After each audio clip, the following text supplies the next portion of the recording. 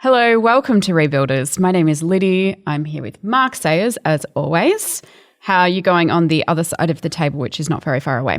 Good. We have both turned up, for those who are watching this on video, in the same jumper. Yeah. Or to translate to our North American listeners, sweater. Oh, yes. Sweater. Does yours have wool in it? Yeah, mine has cotton, yeah. Cotton and wool are two different things. I don't know, one's from a sheep and one's from a plant. I feel inferior. No, it's probably got wool in it. We'll check the tags later. Yeah. Anyway, there's some interesting attire information for those who are listening or watching. We also have with us Terry Walling over in California. How are you going over there, Terry? Do you know what your sweater is made out of? Okay. First of all, I'm jumping all around. That was supposed to be funny, jumper, given the fact that we call it a sweater. Jumper, got it. Yeah. That was very good. And then the second of all, I don't have one on because we are headed into now our summer. And third, mine is not maroon. Mine is morose black, and it's actually a T-shirt. So black. Besides that, I'm fully aligned and ready to go. Feel part of the team today. So there you go. Right. Well, we are all wearing glasses today as well. So Yes. there's the thing that There brings we us all together. Good. So today we are going to launch into a bunch of questions that we're just going to fire at you, Terry. So be prepared. But we're going to kick off with Mark. Yeah, I have a question here. And it actually, a number of people asked me this on Instagram. And when I got asked it, I thought, well, this is a good one for Terry. So, great. In other words, the one you don't want to answer, hey, let's throw it to Terry. I'm delegating. So basically, I was reading a biography, Julian Jackson's biography of General Charles de Gaulle, the president of France. And I put up a quote from it, which I thought really captured something around leadership. And it's a quote from when he was fairly unknown. The war kicks off, and he's the leader of the Free French, and he actually is leading France from Africa. And I think he was in Brazzaville in Africa. And he walks out, and the crowd greet him in this way. And he says this, so I'll read the quote, and then I'll come to the question. I realized then that General de Gaulle had become a living legend. He's speaking about himself. That they had formed a certain image of him. That there was a person named de Gaulle who existed in other people's minds and was really a separate personality from myself. From that day on, I would have to reckon with this man, this General de Gaulle. I became almost his prisoner. Wow. And I just thought that captures that sense that often as a leader, people are looking at you and you get this sense like they're not really, this is not me. They're looking at me as a symbol of leadership. And so I put that up on Instagram and had a number of people ask me questions like, okay, so I recognize that. How do I live with that? Is that gap bad? Is it something that's just part of leadership? How do I not become the prisoner of my leadership persona? And I thought, I know someone who can answer that question. Oh, great.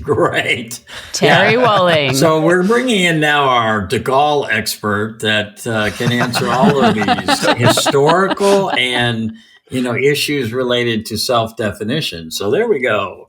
So Mark, have they come yet? No. I think that is actually a powerful quote because I think that's what happens in leadership.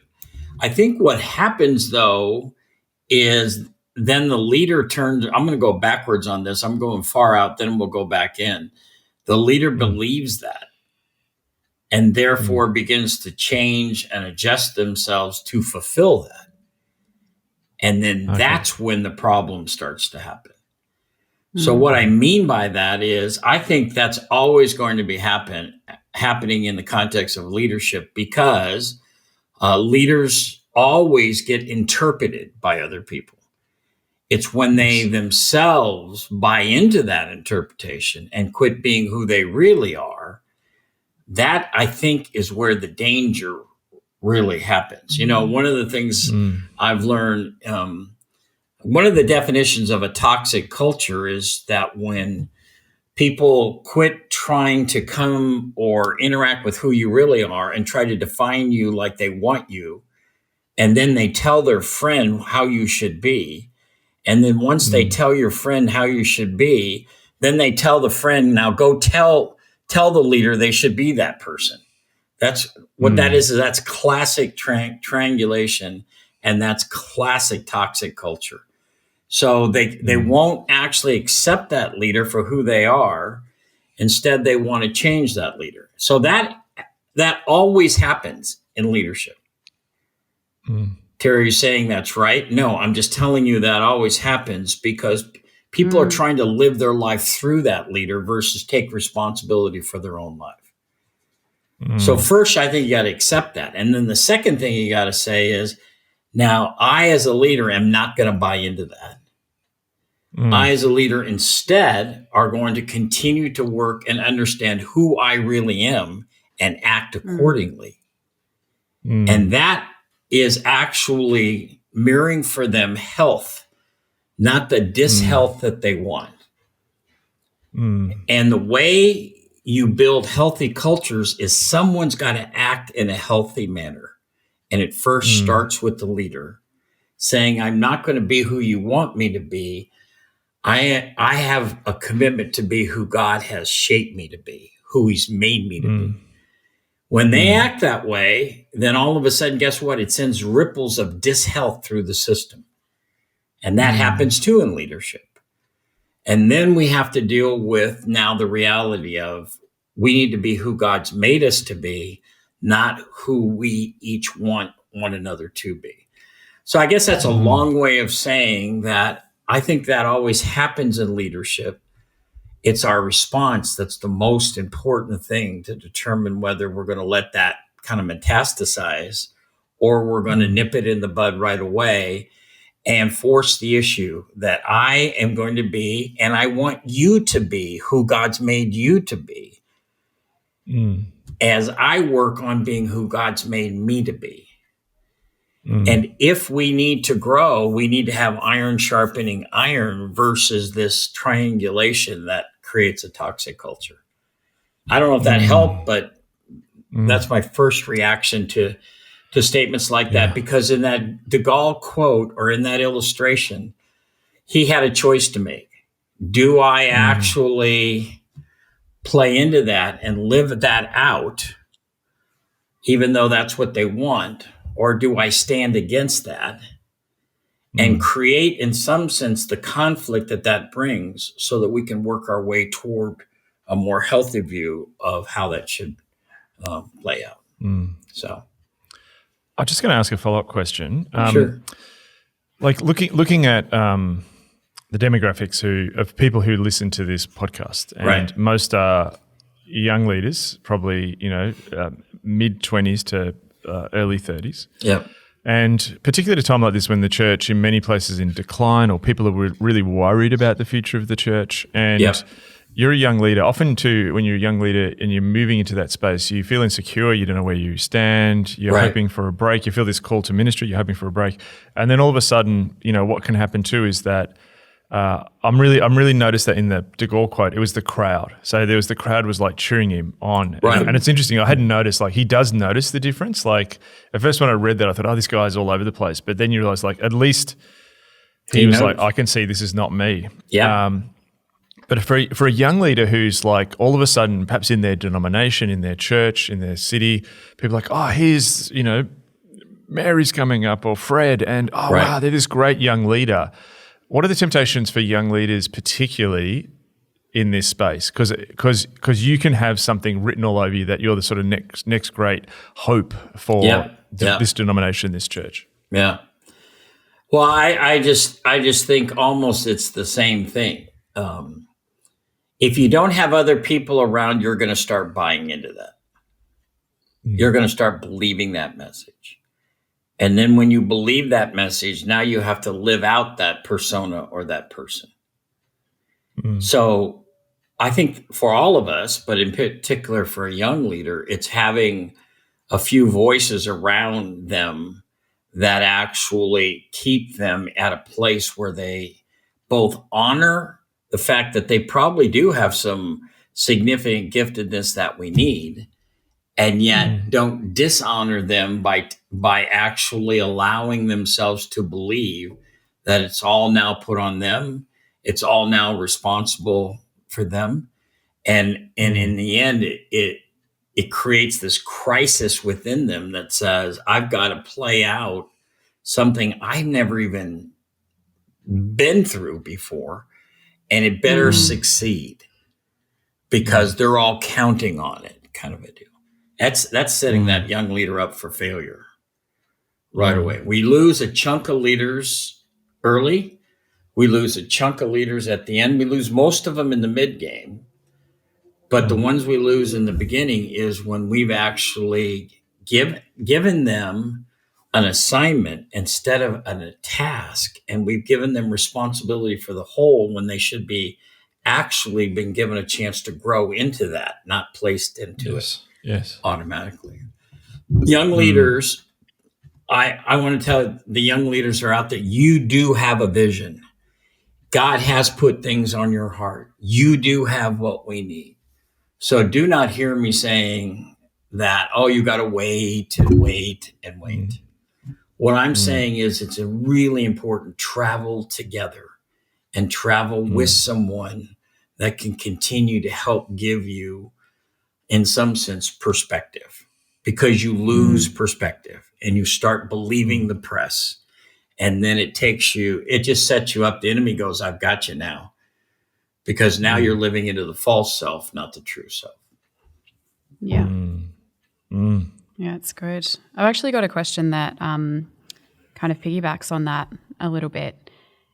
So young leaders, I guess at the beginning of ministry, we had a question come in from Terry, who is on staff here, and she asks, as leaders in ministry, how do you sustain yourself in ministry for the long haul? So how do leaders who are just at the beginning of their ministry actually, pace themselves? And you've sort of already started to speak about that. Yeah, I think you travel together. So this is why I so much appreciate the correction that's happening with the young and community. So one, you travel together. Two, I think you start with a lifetime perspective. So you don't start with a situational perspective. You start with a lifetime perspective. You start saying, not that, it's going to be a drudgery, but you say, this is not a sprint. This is the endurance race. And I'm starting now, almost like the scripture that tells us, if you're going to build a tower, you better count the cost. As I step into it, I step into it for the long race, not the short race. That would be the second thing. So we travel together, we run together. And then the third thing that we do is we handle conflict together. Because it's in the conflict that people usually lean away. And that's where oftentimes in the conflict, what happens is when conflicts happen, we don't want to, none of us like conflict, so we pull away from it, versus when a conflict happens, we move toward that conflict and allow God to teach us in the midst of that conflict things about our values. Hello, he said something important, our values, not just conflict resolution. What is this telling me? And how is God using this to shape my convictions in the future as I deal with the present? So, I mean, a lot of things that happen in the young leaders' lives are important to set up values clarification that'll guide them all the way through the future. So remember, calling, we've distorted calling, and that's where, 20s to late 30s is. They're in the first major stage cost calling, and we've distorted, we've made it all mystical and, it's got to be, this vocational, everything. All calling is about direction and values. Are you going to head out for the long haul? And are you going to use the moments in your life to not worry about vision as much as values? Values. Most team fights are around values, not vision. Most conflict is around values, not vision. See above that conflict and say, how is God using this to shape my core convictions? Just another one, which I think is very pressing as well for younger leaders. In the past, you had a mode of leadership from a lot of older leaders where you had to be the great, strong wall, the strong person, and everyone would go through their problems. But the leader, they would never show emotion, never show vulnerability. And then you had this real call towards, I guess, authenticity sort of happened a couple of decades ago. And people appreciating vulnerability, but we're also in this moment where there's stacks of vulnerability. Like you turn on the newspaper and find out things about people you don't want to know. Turn on the newspaper. Do you turn on newspapers? Well, I don't know what you do, Mark, but well, now they're digital. So, Mark, yes, exactly. You turn on the newspaper. I'm sort of right. Yes, my electronic newspaper. There you go. So the question we had was. How much vulnerability is too much vulnerability for a leader? And I hear a lot of younger leaders asking this because it's almost the pendulum swung a little bit. So how much vulnerability is too much vulnerability for a leader? And I guess the question here is, to share with those who they follow, because there's a point where people go, yeah. When I started out, I sound like the old guy. I guess I am. But when I started, I had people tell me, "Don't you ever make friends with people in the ministry of the church you're serving." I said, "What?" Yeah. Don't do it because you're going to get hurt, burnt. It's not. And I said, "Sorry." And I think one of the things that we brought in. The boomer side of it was the experience and the feelings, and even I think we paraded even stuff in front of people that they shouldn't have gone through, and so I have felt this bounce back and forth. I tend to be more relational, anyways, and so how much do you share? What I think? I think it's if we look at the life of Christ, there are concentric circles around his life. So I see 120, I see 70, I see 50, I see, 12, 13, depending on how you want to see it. And I see 3 and I see 1. So I think vulnerability is gauged by where are we at? Who are we talking to? And I think the reality is that the wider audience should hear and see some of your journey. But the farther in you go, it's those people that actually, I think, need to hear the deeper other stuff of your journey. And so I think we need to start calibrating what we share by kind of what is the role of those people in my life and see it in some sense in a measured way, as opposed to this, I share everything with everybody. Because you know what? Not everybody can handle everything. In fact, a lot of times, or if they're the circles they don't have the maturity level to hear you say you're struggling with X. Should they hear you say, in my Christian journey and in an authentic way, that you struggle? Yes. But when it moves now to more the inner circles, and we're really grappling with those issues of holiness and understanding what God's at work doing, when it starts moving in, then I think it opens up to greater vulnerability. So I don't know. That's the way I've tried to kind of measure myself in the midst of this, and I think some of the stuff is, when people share, has nothing to do with what God wants to do and everything to do with them and their pathology bleeding all over everybody. And I think that's not helpful. And I think in the end, what that does is it creates kind of like a tension that everybody needs to share everything in order to feel close to one another. And I just think it's not healthy. So, So I guess to also, just on that last point, to reflect on the motivations of why you were sharing what you're sharing as a leader. Yeah. Because the motivation sometimes is attention, as opposed to the motivation really being the idea of ministry or really helping somebody. Yes. There are things in my life that I also have in a moment where the Spirit of God says, you're going to share this. Okay. All right. But I want to know there's a check in there as opposed to it just automatically rolls out just to increase favor. So that's good. Also on that, I guess just in terms of seeking wisdom as leaders, another question actually from Terry here. Different Terry. You're not asking a question of yourself, just in case you were wondering. In a world with fallen leaders. Yeah. Oh, look, we all do. Yeah.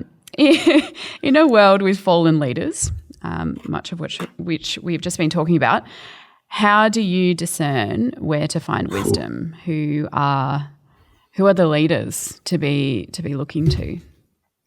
Yeah. Can I just add to that too? Sure. I think in how the question was also, like, I think there's been a lot of young leaders have seen a lot of their people they're looking to in the last season fall. Yes. Yeah. So I guess that's also in the background of that. Yeah. Oh yeah. No. I mean, I want to thank you guys for giving me the easy ones. But bottom so line, welcome. Yeah, bottom line is leaders fall. I don't think we like to hear that, but they do. And I think first is because my whole generation is just littered with this. And I'm going to probably say something that maybe is, kind of obvious. I think you take time before you allocate your allegiance or your followership. I think we think that is illegal. We need to jump on bandwagons and everyone else says this is good, so I'm going with it. I think you take more time than we've taken. And I think the second thing is you don't allocate life, duty, responsibility over to these people either. You're responsible for your own walk. They're responsible to help equip that walk, but you're responsible for your own walk. And then the third thing is, do you pick up alignment or ambition? Do you hear, watch, and observe because now you're taking some time and you're not wholesaling the responsibility of your walk over to them?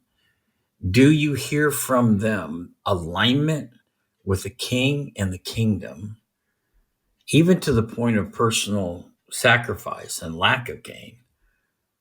Or do you hear words of ambition, goals, drive, achievement, accomplishment? What heartbeat do you pick up, alignment or ambition?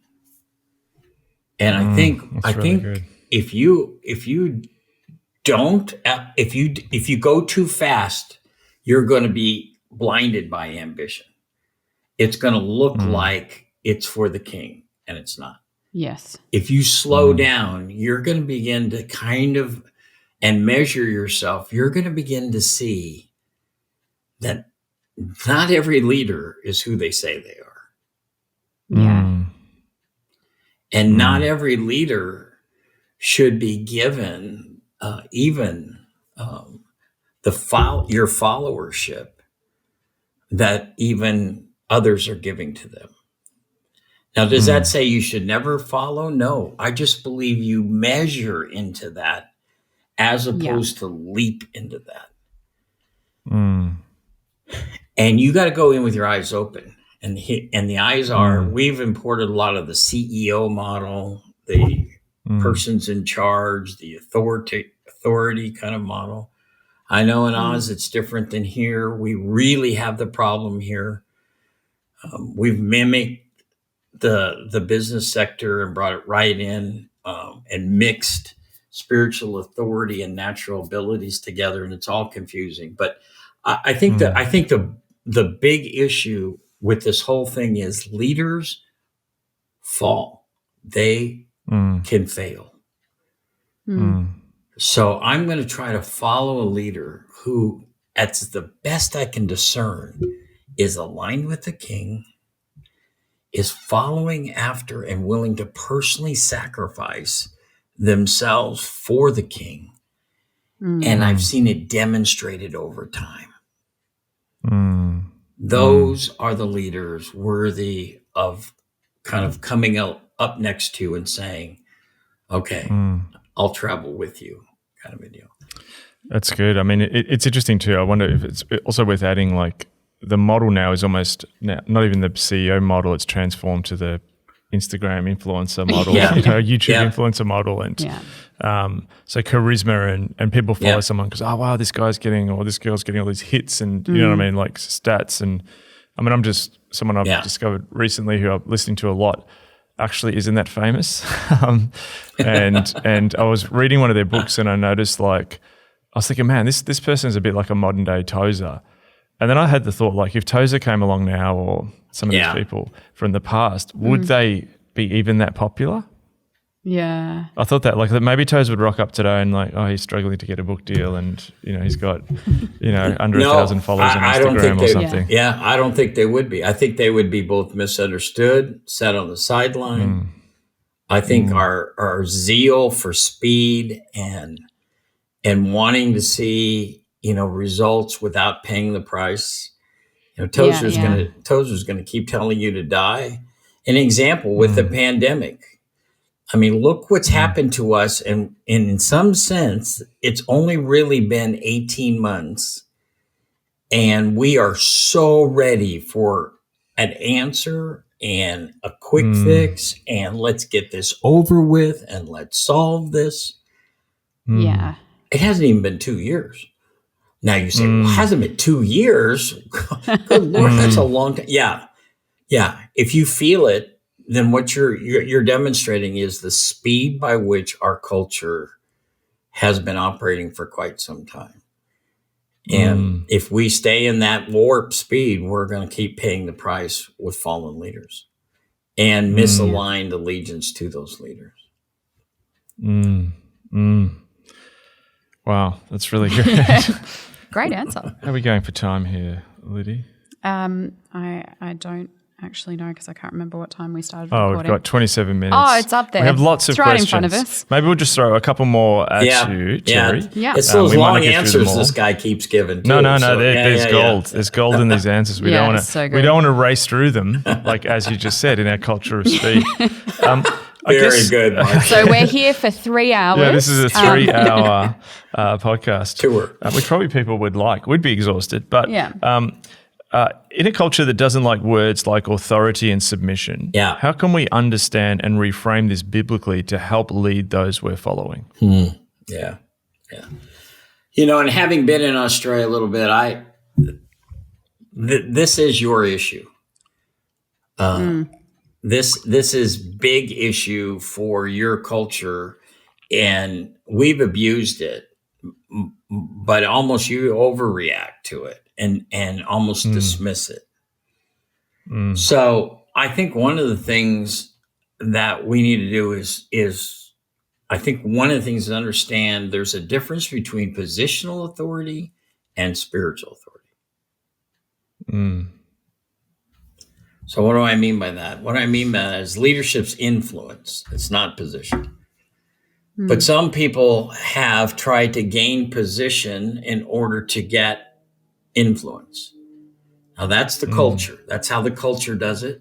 And I'm from the land that's a pro to do it. So you keep climbing the ladder. In your country, the higher up you get, the more it's your cultural duty to knock them down. I get that. But that kind of authority is not actually what advances the kingdom. What advances the kingdom is spiritual authority. Now, then that's been misused. So spiritual authority, we don't really even know what that is. You know what I think that is simply? Simply, it's the fragrance of Jesus on your life, and you don't even know you have it. It's the presence of Jesus on you that others recognize, and yet you do not realize you have it. And where does that come from? That comes from a deeper interior journey with Jesus. So instead of framing this as a leadership position, authority, submission kind of an issue, I think we ought to frame it actually as a part of what it means to be a Christ follower, and frame it related to deepening and character and issues of being, and realize that the people who go there, Jesus can trust with his presence. And those who want to follow Jesus will follow that person because they know they've been with Jesus. Not because they know the answer. Hello. They're not following now the answer or the edict or the ruling. People follow and want to follow the fragrance of Jesus on each of our lives. So I just think if we start with the idea of position, that's what heightens that issue. Don't start there. Start with the idea of influence and how God shapes us over time for influence, and the way that influence is shaped as we go deeper into him. And here's the final axiom. People don't follow you because you know what you're doing. That is a misnomer. People know you don't know what you're doing. Really. I mean, we all know that. We all know that a lot of leadership is this kind of best guess kind of a deal. If it's of God, they follow you because they pick up Jesus' scent. Paul said, follow me as I follow Jesus. He was not putting himself in the middle between us and Jesus. He was saying, pick up the fragrance of Jesus on me and follow it. So what if we start saying that it's really about intimacy with Jesus, and the byproduct of that is leadership on behalf of Jesus?